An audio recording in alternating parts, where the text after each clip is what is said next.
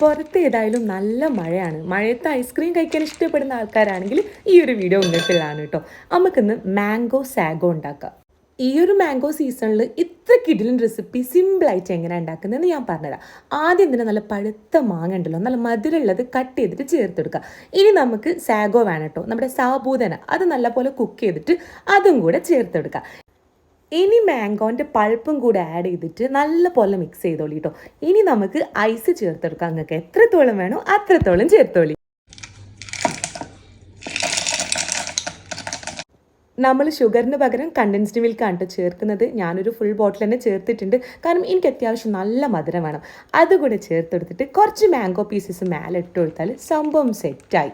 അപ്പോൾ നിങ്ങൾ ഇതുവരെ മാംഗോസ് ഒക്കെ ട്രൈ ചെയ്തിട്ടില്ലെങ്കിൽ ഇത്ര കിടിലൻ ഒരു മാങ്ങൻ്റെ സീസൺ അല്ലേ, എന്തായാലും മാംഗോ വാങ്ങി ജ്യൂസ് അടിക്കുന്നതിന് പകരം ഒരു തവണ സാഗോ ട്രൈ ചെയ്ത് നോക്കിക്കോളിട്ടോ. നല്ല ടേസ്റ്റാണ്. ചൂടത്ത് മാത്രമല്ല ഇടോ, തണുപ്പത്തും ഇതുപോലെ ചില്ലാക്കാൻ ഇങ്ങനത്തെ ഐറ്റംസ് നല്ലതാണ്. അപ്പോൾ ഓക്കെ ബൈ.